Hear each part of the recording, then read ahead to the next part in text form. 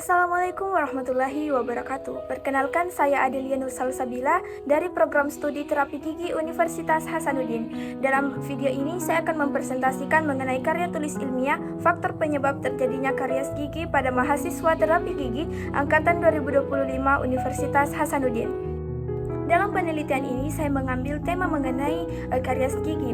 Jadi sebenarnya apa itu yang dimaksud dengan karies gigi? Jadi karies pada gigi atau sering juga dikenal dengan sebutan gigi berlubang merupakan suatu kondisi terjadinya permasalahan pada gigi yang menyebabkan rasa nyeri. Bahkan gigi yang mengalami karies dapat terjadi kerapuhan dan hilang. Nah, nyeri pada gigi ini diakibatkan karena terjadinya karies yang disebabkan oleh adanya bakteri yang dapat mengubah makanan menjadi asam yang dapat mengakibatkan terjadinya pengikisan pada enamel atau lapisan keras gigi sehingga terjadi adanya nyeri pada gigi yang berlubang atau gigi yang mengalami karies.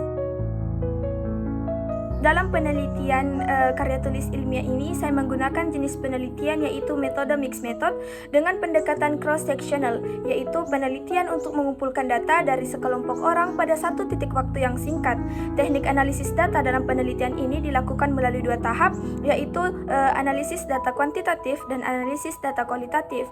Analisis data kuantitatif yaitu dengan memberikan kuesioner kepada mahasiswa yang mengenai faktor penyebab terjadinya karies gigi. Setelah itu, dari data kuantitatif yang didapatkan disajikan dalam bentuk tabel mengenai persentase pengetahuan dan berupa pengetahuan dan juga pola kebiasaan hidup mahasiswa yang menyebabkan adanya karies gigi. Nah, pada analisis kualitatif ini saya menyajikan pembahasan mengenai faktor-faktor variabel dari penyebab terjadinya karies tersebut, seperti misalnya yaitu pola kebiasaannya, pengetahuan dan tindakan dalam menjaga kesehatan gigi dan mulut mahasiswa terapi gigi angkatan 2025 Universitas Hasanuddin.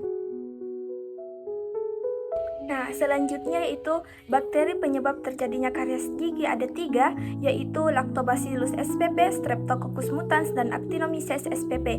Selain itu, karies gigi juga dapat terjadi karena banyaknya tumpukan debris makanan atau dapat disebut dengan kotoran-kotoran yang menempel pada gigi kita. Nah, dari debris makanan inilah yang akan menyebabkan adanya tempat berkembang biak atau tempat terjadinya ada bakteri dalam gigi yang menyebabkan adanya karies gigi yang atau disebut dengan gigi berlubang. Debris makanan ini merupakan tumpukan sisa-sisa makanan dari seseorang. Apabila seseorang tidak menjaga kebiasaan menjaga kebersihan mulutnya, maka debris pada gigi akan menumpuk. Nah, ketika debris menumpuk, saat itulah terjadi adanya bakteri penyebab karies, yaitu Actinomyces cerevisiae atau Actinomyces spp, Streptococcus mutans, dan Lactobacillus spp. Selanjutnya yaitu faktor penyebab karies gigi yang saya masukkan ke dalam karya tulis ilmiah saya, yaitu yang pertama pola konsumsi makanan, dan yang kedua pola kebiasaan menjaga kebersihan gigi dan mulut, yang ketiga pengetahuan dan sikap. Nah, pada pola konsumsi makanan, kebiasaan mahasiswa itu yang saya bagikan dalam kuesioner ada 2, yaitu kebiasaan mengkonsumsi makanan manis dan minum minuman yang manis dan bersoda.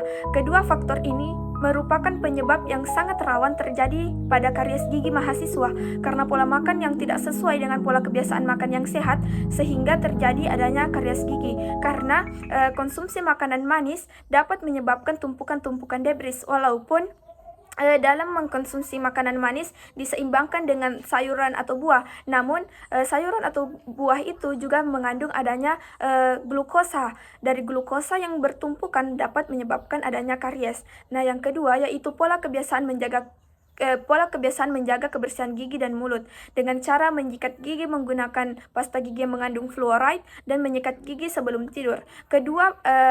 Kedua faktor ini, menyikat gigi menggunakan fluoride dan sebelum tidur, sangat berperan penting dalam menjaga kesehatan gigi seseorang. Dengan menggunakan pasta gigi yang mengandung fluoride dapat menjaga kekuatan gigi atau enamel gigi karena dalam pasta gigi berfluoride mengandung kandungan yang kandungan zat yang bisa memberikan faktor kesehatan pada gigi seseorang sehingga dapat menguatkan adanya enamel dan tidak mudah rapuh. Sedangkan pada faktor mengenai menjaga kebersihan sebelum tidur itu seseorang harus menjaga kebersihannya dengan cara rajin atau rutin menggosok gigi sebelum tidur.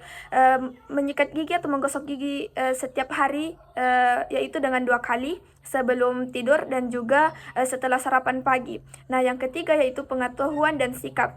Rutin memeriksa ke dokter gigi setiap 6 bulan sekali. Bukan hanya memeriksa kan gigi ke dokter gigi hanya karena terjadinya sakit gigi atau hanya karena mengalami nyeri pada gigi. Nah, jadi pemeriksaan rutin ke dokter itu tidak hanya dilakukan pada saat mengalami kelainan pada gigi, namun melakukan konsultasi tentang kesehatan gigi seseorang itu sangat perlu. Nah, pada hasil penelitian yang saya dapatkan pada pola konsumsi makanan, berdasarkan penelitian yang telah dilakukan, didapatkan bahwa hasilnya bahwa sebanyak 43 mahasiswa atau sekitar 72,6% memiliki pengetahuan yang rendah mengenai pola konsumsi makanan yang baik. Ini artinya dengan pengetahuan mahasiswa yang kurang ini mengenai pola kebiasaan konsumsi yang baik dapat menjadi penyebab, karena dari konsumsi makanan yang tidak baik dapat menjadi penyebab kita mengalami karies. Selain itu, dari pola konsumsi, pola kebiasaan, dan pola pengetahuan sangat saling berkesinambungan dalam terjadinya karies gigi. Nah, dari pola kebiasaan makanannya yang kurang baik, maka dari itu mahasiswa harus diberikan edukasi agar menjaga kebiasaan makan yang lebih baik untuk mencegah terjadinya permasalahan pada gigi dan mulut mereka. Nah, yang kedua yaitu pola kebiasaan menjaga kebersihan mulut. Berdasarkan penelitian yang telah dilakukan, saya mendapatkan bahwa sebanyak 9 mahasiswa dari 59 mahasiswa memiliki pengetahuan yang rendah mengenai pola kebiasaan menjaga kebersihan gigi dan mulut. Hal ini harus ditingkatkan cara menjaga kebersihan gigi dan mulut dalam hal mencegah terjadinya karies dan permasalahan-permasalahan gigi yang lain. Yang ketiga yaitu pengetahuan dan sikap. Didapatkan sebanyak 8 mahasiswa atau sekitar 15,7% yang memiliki pengetahuan yang rendah tentang hal ini. Nah, dari pengetahuan itu memiliki dampak atau kesinambungan yang penting dalam menjaga kebersihan gigi dan mulut. Tentu saja seseorang yang memiliki pengetahuan yang tinggi akan memiliki kesadaran menjaga kesehatan gigi dan mulut yang lebih tinggi, karena dengan adanya pengetahuan maka seseorang dengan spontan atau dengan otomatis akan menjaga kebersihan mulut karena mengetahui dampak yang akan terjadi apabila mereka tidak menjaga kebersihan mulutnya sendiri. Nah, berdasarkan hasil yang telah didapatkan dapat disimpulkan bahwa pengetahuan mahasiswa terapi gigi angkatan 2025 Universitas Hasanuddin tentang faktor penyebab terjadinya karies gigi itu sudah cukup baik.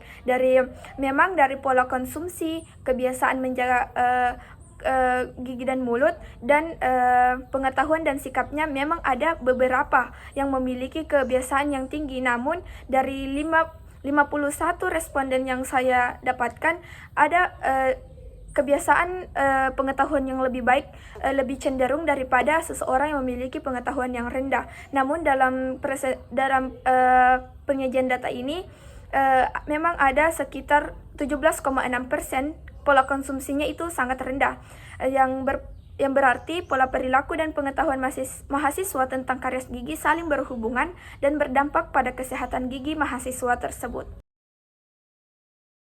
Sekian presentasi dari saya, kurang lebihnya mohon dimaafkan. Wassalamualaikum warahmatullahi wabarakatuh.